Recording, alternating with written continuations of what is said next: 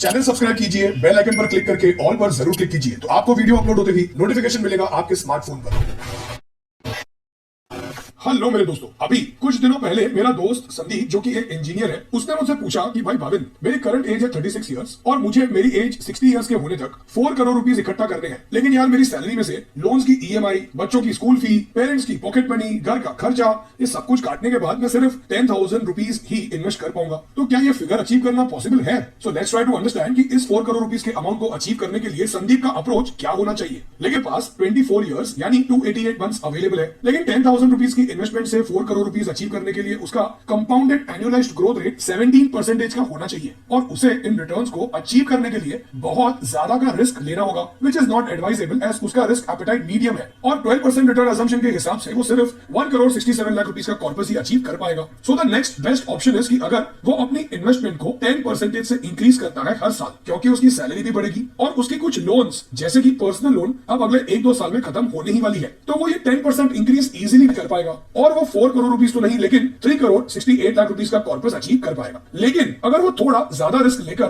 13% return assume करता है तो ये फिगर 4 करोड़ 20 लाख रुपीस की होगी और वो अपना ये गोल बस 10,000 रुपीस की इन्वेस्टमेंट से शुरू करके इजीली अचीव कर पाएगा। अब ये सुनकर संदीप को थोड़ा अच्छा फील हुआ। चलिए तो अब बात करते हैं वर्मा अंकल की, जो मेरे पापा के काफी अच्छे दोस्त है। उनकी एज है 62 इयर्स और अभी कुछ महीनों पहले उन्होंने रिटायरमेंट ली है और अब उनके पास कुछ 2 करोड़ रुपीस अवेलेबल है जो उन्हें रिटायरमेंट के वक्त मिलेंगे। उन्हें कोई पेंशन नहीं मिलने वाला है और उनके पास एक रेंटल प्रॉपर्टी है जहां से उन्हें पोस्ट टैक्स और मेंटेनेंस भरने के बाद 15,000 रुपीस का रेंट आएगा हर महीने। उनके घर का खर्चा टोटल 50,000 रुपीस है और वो चाहते हैं कि उन्हें 35,000 रुपीस का अमाउंट इस 2 करोड़ रुपए से आता रहे हर महीने। सो लेट्स अंडरस्टैंड कि वर्मा अंकल को क्या करना चाहिए, लेकिन इसे समझे उससे पहले फ्रेंड्स, अगर आप ये सोच रहे हैं कि बुढ़ापे में आपके बच्चे आपको फाइनेंशियली सपोर्ट करेंगे तो ये गलत सोच है, क्योंकि आपके बच्चों के खुद के खर्चे होंगे, उन पर उनके बच्चों की जिम्मेदारी होगी। सो अगर आप अपना पर्सनल फाइनेंशियल प्लान बनाकर ये समझना चाहते हैं कि आपको अपनी रिटायरमेंट और बाकी पर्सनल फाइनेंशियल गोल्स जैसे वेकेशन, घर खरीदना, कार खरीदना, इनके लिए कितने पैसे चाहिए होंगे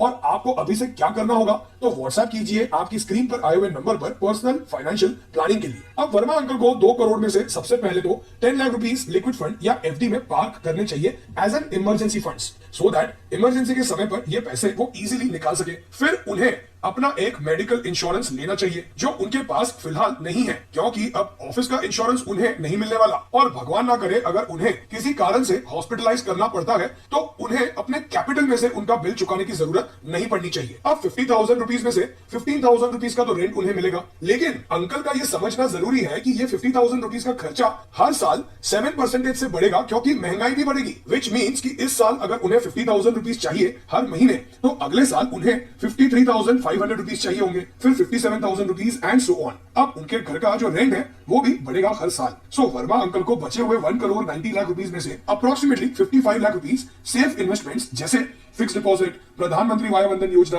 post office MIS, senior citizen saving scheme में रखने चाहिए और कुछ पैसे हाइब्रिड फंड में रखने चाहिए, जिनसे कि उन्हें इन्फ्लेशन एडजस्टेड इनकम आती रहेगी अगले 15 इयर्स या 180 मंथ्स के लिए। और बाकी बचे 1 करोड़ 35 लाख रुपीस को वर्मा अंकल अगले 2 सालों में अच्छे लार्ज कैप इंडेक्स फंड्स और एग्रेसिव हाइब्रिड फंड्स में डिवाइड करके इन्वेस्ट कर सकते हैं और नॉमिनल 10% रिटर्न का भी अजम्पशन लेकर चले तो 15 इयर्स बाद जब उनकी एज 77 इयर्स होगी तब उनके ये पैसे ग्रो होकर अप्रोक्सीमेटली 5 करोड़ 13 लाख रुपीस हो चुके होंगे, विच मीन्स कि यहां वो अपना कैपिटल इन्फ्लेशन से प्रोटेक्ट कर पा रहे हैं और अगर वो 100 इयर्स तक भी सर्वाइव करते हैं तो उन्हें अपने बच्चों पर फाइनेंशियली डिपेंड नहीं करना होगा। वर्मा अंकल ने ये प्लान सुनकर तुरंत पूछा कि बेटा, मेरा पीआईसी एजेंट तो मेरे पीछे पड़ा हुआ है और कोई यूलिप पॉलिसी और पेंशन प्लान बेच रहा है। आई एम सॉरी टू से, लेकिन आज भी अनफॉर्चुनेटली ऐसा हो रहा है और टारगेट्स अचीव करने के चक्कर में और ज्यादा कमीशन कमाने के चक्कर में सीनियर सिटीजंस को म्यूचुअल फंड्स बोलकर यूलिप पॉलिसीज और लो रिटर्न्स देने वाले पेंशन प्लान्स बेचे जा रहे हैं। सो हमारे पेरेंट्स के कैपिटल को प्रोटेक्ट करने की रिस्पॉन्सिबिलिटी हमारी है, एज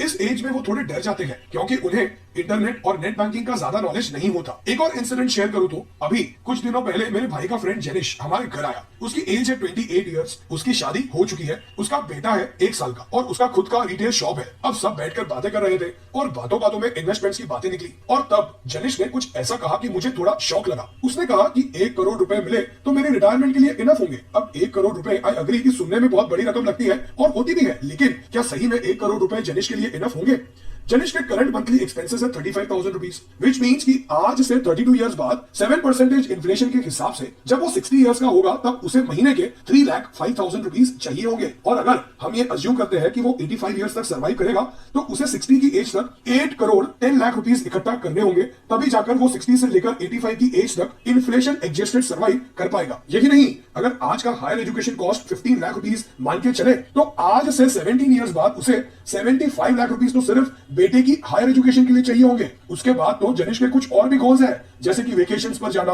उसके बच्चे को अच्छी स्कूल में भेजना, घर खरीदना, यानी जनिश की टोटल रिक्वायरमेंट 10 करोड़ से ऊपर की होगी। और जनिश इसी वहम में है कि भाई 1 करोड़ इनफ होगा, और हम में से कई सारे लोग इसी वहम में होते हैं कि 3-4 करोड़ मिल जाएंगे तो हम फाइनेंशियली फ्री हो जाएंगे। लेकिन हम हमारे बाकी गोल्स जोड़ दें तो ये फिगर बहुत ज्यादा की हो सकती है। और इस गोल को सही फाइनेंशियल वीडियोस काफी समय से देखते आ रहे हैं तो अब तक आपको इमरजेंसी फंड्स का इंपॉर्टेंस तो पता ही होगा। लेकिन कई सारे लोगों का एक कॉमन क्वेश्चन ये होता है कि यार भाविन, हम ये इमरजेंसी फंड्स को इन्वेस्ट कहां करें? क्या ये एफडी में होने चाहिए, सेविंग अकाउंट्स में, या फिर डेट फंड्स में होने चाहिए? कई सारे लोग तो ये भी पूछते हैं कि क्या हम हमारे इमरजेंसी फंड्स को इक्विटी म्यूचुअल फंड्स में रख सकते हैं क्या, so that they can beat inflation. So let's try to understand कि what should be the right way. सबसे पहले तो इमरजेंसीज बोलकर नहीं आती, व्हिच मींस कि हमारा इमरजेंसी फंड इजीली एक्सेसिबल होना चाहिए और किसी ऐसे इंस्ट्रूमेंट्स में होना चाहिए जहां से उन्हें इजीली निकाला जा सके, यानी FD, liquid funds, saving account वगैरह वगैरह। सेकेंडली, इमरजेंसी फंड्स का कैपिटल हमेशा प्रोटेक्टेड होना चाहिए, सो दैट जब हमें उन्हें निकालने की जरूरत हो तो हमारा कैपिटल हम निकाल सके,